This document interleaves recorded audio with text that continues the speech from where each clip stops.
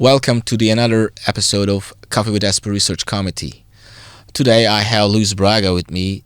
We are going to talk about different aspects of research, and we are going to give some ideas for young researchers who are doing their careers. So, welcome, Luis. Thank you, Irfan. It's a pleasure to be here with you in Istanbul for the first time.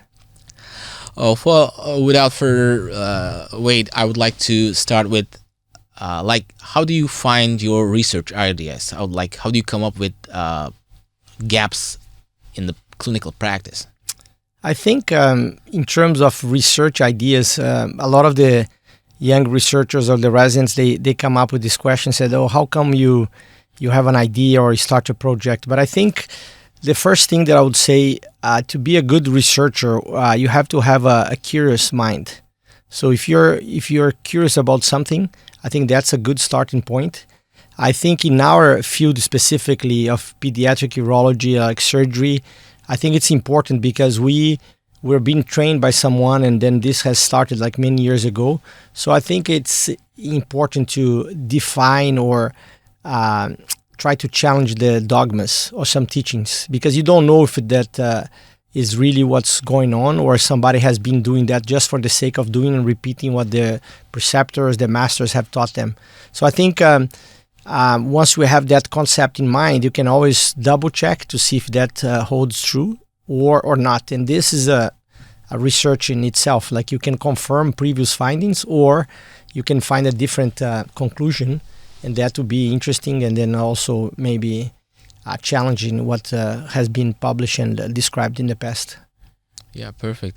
So, one of the things that, as I can give an example, so there were some patients who were asking me, how long are we going to follow up with antenatal hydronephrosis? So, that's okay.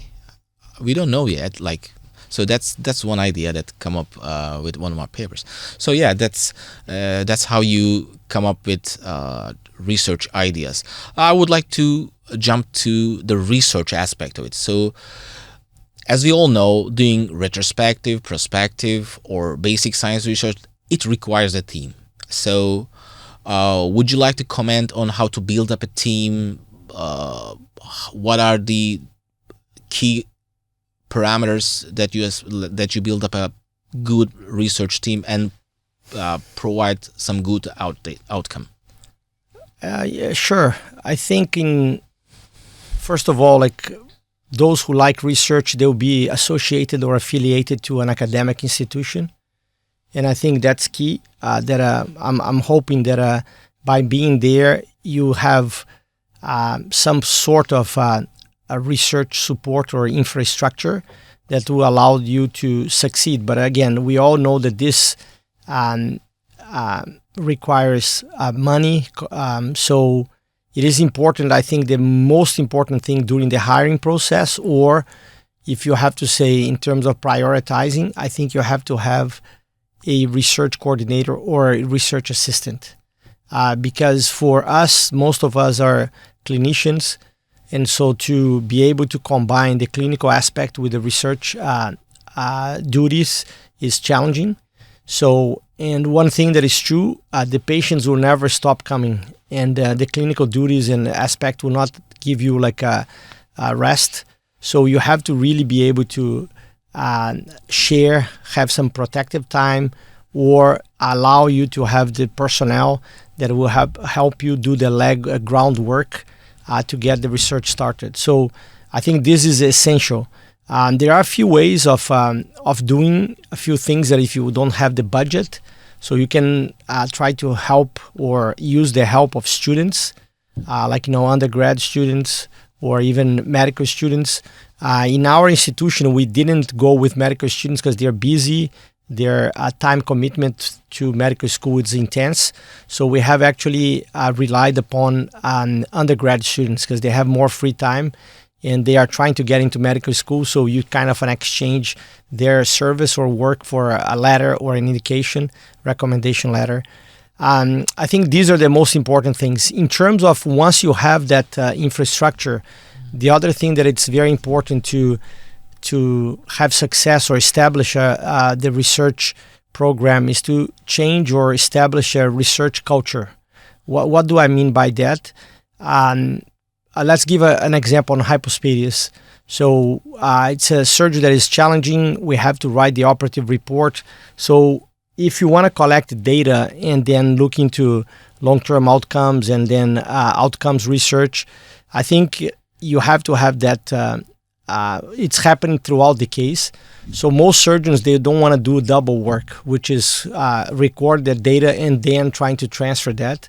So electronic medical records has helped that, and hopefully we're going to have a single way that once you report what you saw during the operating room, that will be automatically become your research data that can be used later on to do study the outcomes and the results. But I think you have to change that culture, especially with the older surgeons and also the young generation, because their time is very valuable, and it's different from ours because I think we grew up doing research during our spare time, and then the new generation, with rightfully so, they want to enjoy their spare time with their spouses or partners or kids or themselves. So I think it's important to become more efficient. I think AI may help with that. I think a technology will provide that. But if you don't have that culture that every single patient in front of you is a potential research patient, you're missing patients. And so you can collect data on undescended testes, bowel-bladder dysfunction, et cetera, et cetera. So I think once you do that, it becomes kind of almost the train is just running, and then people just have to jump in the wagon, and then it self continues. Yeah, thank you very much. So I would like to emphasize another thing about research. So you talked about a research coordinator. So is there a specific education that this person should get, or it could be anyone with a research mind, or how would you choose, or how would you define that person? Obviously, I think the better or the more education the person has, the better it will be.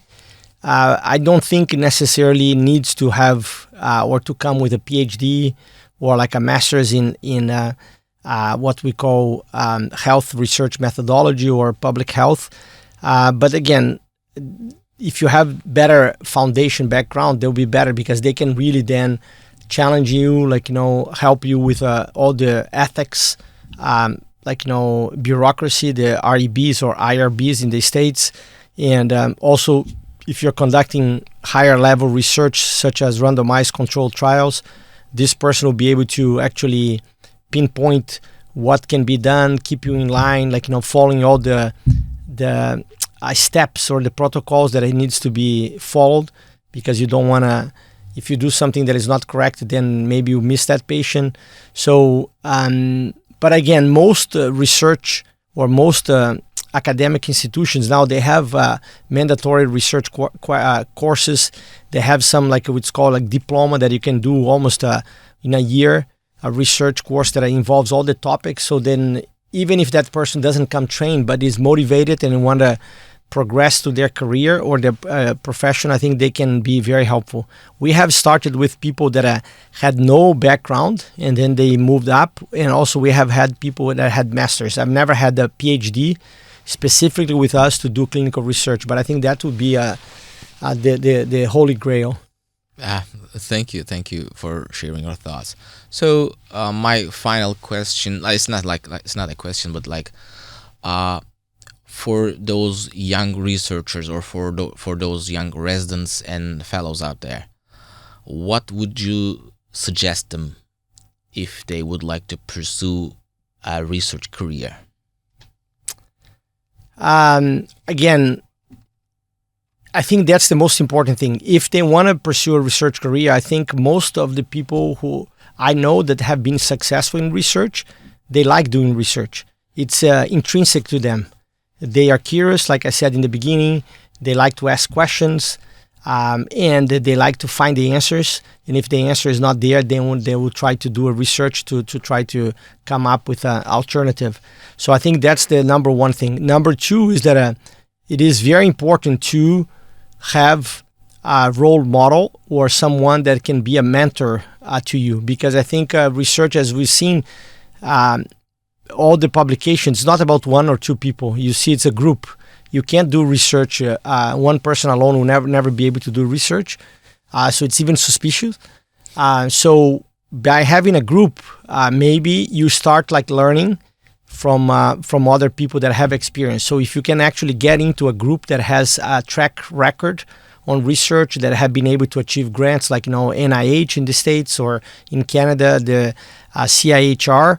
So these people, you can start as climbing the ladder, and then they'll start doing like a systematic review for them, and then you start asking the proper questions, and you can be the leading author in a grant. But again, it is important to be associated with these people. They can mentor you. And then I think the third thing, most institutions, they have what it's called a clinical scientist program. So like some residency programs, they have this built in the curriculum. Others, they can take a year off, or they can do after they finish residency, and then, or they do it during fellowship. Some fellowships have a 3-year model that allows them to do a master's or something equivalent. So I find that this will give them the knowledge that they can use, and the tools to do research and to mentor other people. So once you do that, I think they can become successful in achieving grants, which is one of the criteria that the universities are using to maybe helps with hiring, and then make you successful to join a group in the university to have a career. Yeah, perfect. Thank you very much. So we had Luis Braga with us today with the ESPU Research Coffee with ESPU Research Committee from McMaster University, Canada. Thank you for watching us. The next episode we'll have Anke-Nieve Vlepping from Utrecht. It was a pleasure being here with you, and I think this is a great initiative by the research committee of the ESPU, and I think I'm looking forward to seeing others here to share their research experience and their stories. Thank you. We'll do that. Thank you.